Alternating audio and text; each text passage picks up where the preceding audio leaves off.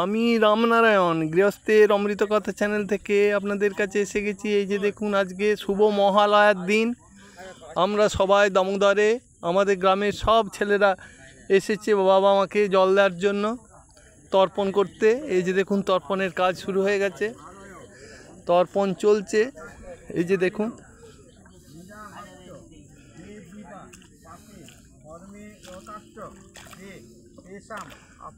অপায়নয় তদ গৃহতে সলিলংময়া।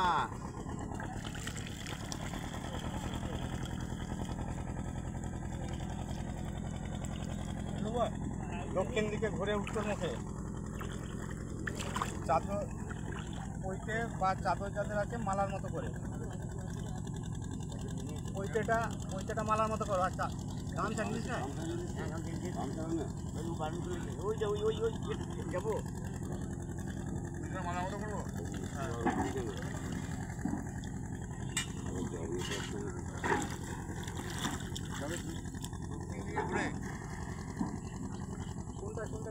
ওই যে ওই নীল নীল দিয়ে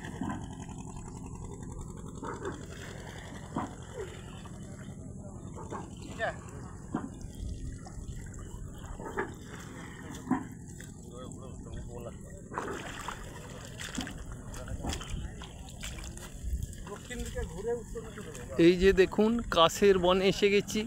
তর্পণের কাজ একদিকে চলছে, একদিকে নৌকা দেখুন, নৌকা বজায় ঘাটে। এই যে দেখুন, ওই যে দূরে দেখুন একটি নৌকা চলে যাচ্ছে। ওই যে দেখুন কত সুন্দরভাবে নৌকাটি চলে গেল। আর একটি নৌকা ঘাটে বাঁধা আছে। এই যে দেখুন কত মনোরম, কত সুন্দর দেখুন।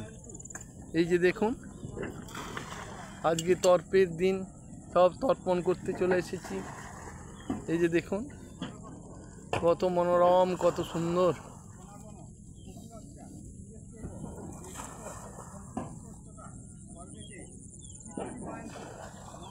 এই যে দেখুন, এই যে দেখুন কত মনোরম, কত সুন্দর দেখুন।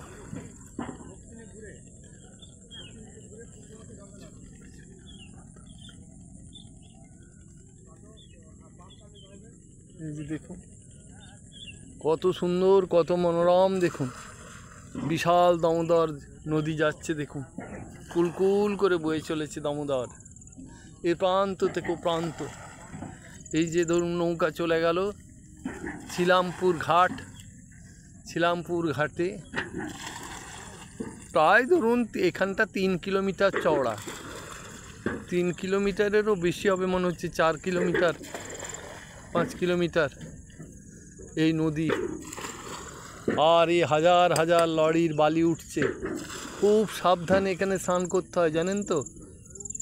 এখানে আমাদেরই গ্রামের 2টি যুবক মাধ্যমিক পরীক্ষা দিয়ে এখানে শিবের মাথায় জল দেওয়ার জন্য জল নিতে এসে সলিল সমাধি হয়ে গেছে, যার ফলে প্রত্যেকেই খুব সাবধানে যাতায়াত করতে হয়। বিশাল নদী, আর এখান থেকে হাজার হাজার প্রতিদিন, মানে দিনরাত 24 ঘন্টা লাইন দিয়ে বালির লরি ভারতবর্ষের সব জায়গাতে যে পৌঁছাচ্ছে, বুঝতে পেরেছেন। এই যে দেখুন কত মনোরম, কত সুন্দর। এই যে দেখুন, আজকের ভিডিও আমি এখানেই রাখছি। আবার নতুন ভিডিও এসে যাব। যদি ভালো লাগে তাহলে একটা লাইক করবেন। নমস্কার।